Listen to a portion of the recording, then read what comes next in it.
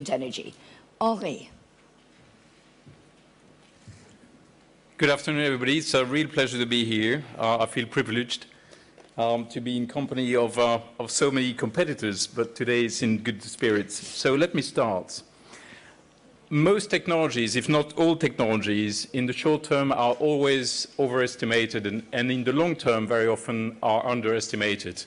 And fuel cell technology is one of those technologies that is one of two propulsion or power technologies that went to the moon and went back to the Earth, but somewhat forgot to shed a little bit of cost on the way. So let me bring you to intelligent energy. What if you could power your cell phones in a very different way where you could have a week's worth of energy? What if you could power distributed power for people who are living in their houses, whether it be here or in India, as we have started to take some large contracts, and they didn't have to breathe particulate emissions and breathe all the stuff that comes out the back, and also they had an efficient engine. What if you could also reclaim the air quality in our cities? So let me bring you to intelligent energy. So this is what I describe as the chart that always is referred to as my challenge is your opportunity. This is one of the first things that I was told when I was a student and I just got my first job. My boss told me, oh, hey, my challenge is your opportunity. But the entrepreneurs and the people who build new things always see someone else's challenge as their opportunity. So this is our canvas on which we can operate. And energy, make no mistakes, is one of those things that we absolutely need to get right, and we need to get right for many, many generations to come. And efficiency is where the game is at. And usually when you look at a market, you try to understand and size it. And what I always try to understand is where is the rate of change the fastest.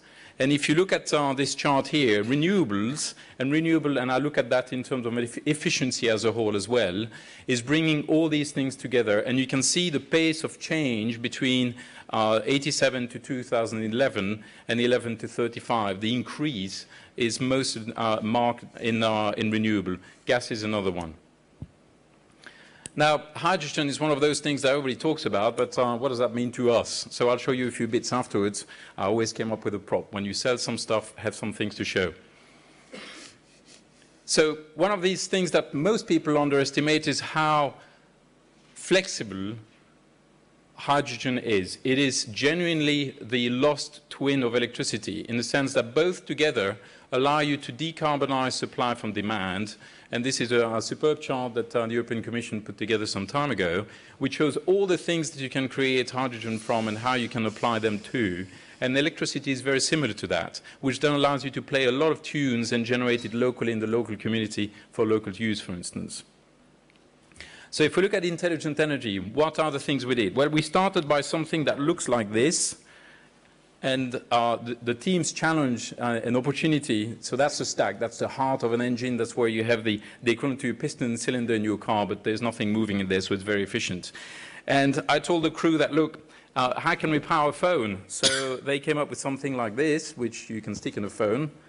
And because we are realistic, we start with a product which is powered by this, which if you look at up on the internet, you click together, you have a powerful week, and this is your very own power station. So if you want more fuel, you can add more fuel and actually crack on with it. So we are genuinely in the markets of motive. We have Suzuki, we have other premium car manufacturers, and a range of other car manufacturers and part suppliers who are our customers.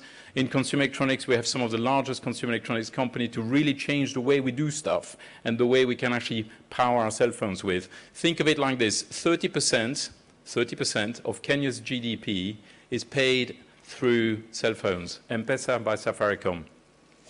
And we also do distributed power generation, all these dirty diesels of less than 10 kilowatt who are there, and we are cheaper on the total cost of ownership than the diesels, and we're starting to take some very large contracts. Most recent one, about £100 million. So on the road to a fossil-based economy, to a portfolio-based economy on the right-hand side, where you can use hydrogen for transport, for industry, for storage and load balance, which is very important when we think about renewables and the grid, and also for distributed power generation. This is what it's all about. Security for energy, improve and sustain the industrial competitiveness in Europe, and reduce the emission and gases across how we actually operate and be more efficient. So this is what the game is all about.